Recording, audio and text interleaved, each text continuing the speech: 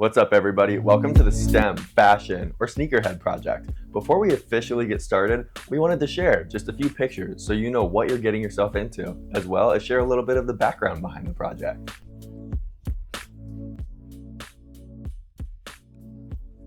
Picture yourself in the growing town of Sticksville, a community that is considered a leader and takes a lot of pride in being very innovative and creative, not just in their renewable energy initiatives and infrastructure, but also in their fashion. You work as a local artist and design engineer, and the local shoe store has just called you up to design a custom sneaker for them. They are not too specific on what they actually want, as long as it is appealing to their customers, is functional when people wear it around town, and has option for some cool technological capabilities. In other words, be thoughtful and creative. Think you're up for the task? So now back to the real world, and before we get to the fun stuff, we always like to share a little bit of history to set things up. And we're even going to skip the part where, just like about everything else, it was in the ancient times where these were actually first founded and started. We're going to focus more on modern history. Starting back in the 1800s, people started replacing traditional leather shoes with rubber soles and inserts, and that provided a huge step forward for comfort and flexibility.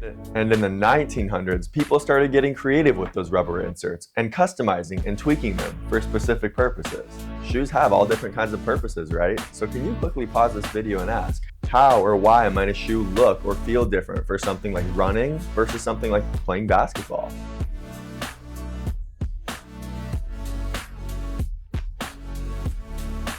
Now fast forward to the 30-year period between 1940 and 1970. That's when brands like Adidas, Puma, Converse, and Nike were all founded and changed the course of the history of sneakers forever. A quick little fun fact in case you didn't know, the first ever pair of Nikes was actually made in a waffle iron by their founder, Phil Knight. And now into the modern days, there's more research and technology and interest in footwear and fashion than ever before, and sneaker culture is absolutely booming. So we're going to continue to see all kinds of cool things happening around shoes. And friends, that actually brings us perfectly into our next topic, which is why this all matters in the real world today. We're going to touch on just 3 out of the so many cool things happening around the fashion industry, starting with the technology integration. Friends, it's looking like wearable technology is the future, and rumor has it, it may even replace the iPhone sooner rather than later. But think about it, glasses that can translate languages in real time, watches that you can talk to and text people from, and shoes that track your fitness goals. This is stuff that's all already here, and friends, it's only going to continue to keep improving. Next up is one of my personal favorite topics and technologies, which is 3D printing or additive manufacturing. See, some companies on the leading edge are already experimenting and implementing this technology for customization and manufacturing purposes. And finally, we wanted to quickly touch on sustainability. I think we all know that we have a waste problem, but what you might not know is that right behind energy and agriculture, did you know the fashion industry is the 3rd most polluting industry in the entire world? That's because it takes so many resources like water and dye to produce all these garments, and unfortunately, so much of it ends up in landfills, rotting away.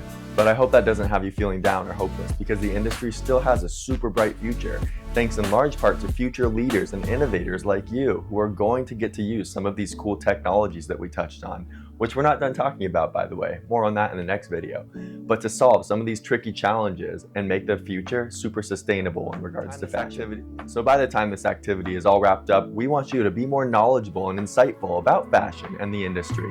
We're going to teach you some of the engineering and science behind the project. Then the fun part, you'll get to build your own sneaker. And at the very end, even hear from a professional who works in the industry who's going to share a little bit about their story and experience. So thanks a ton, everyone. We'll see you in the next video.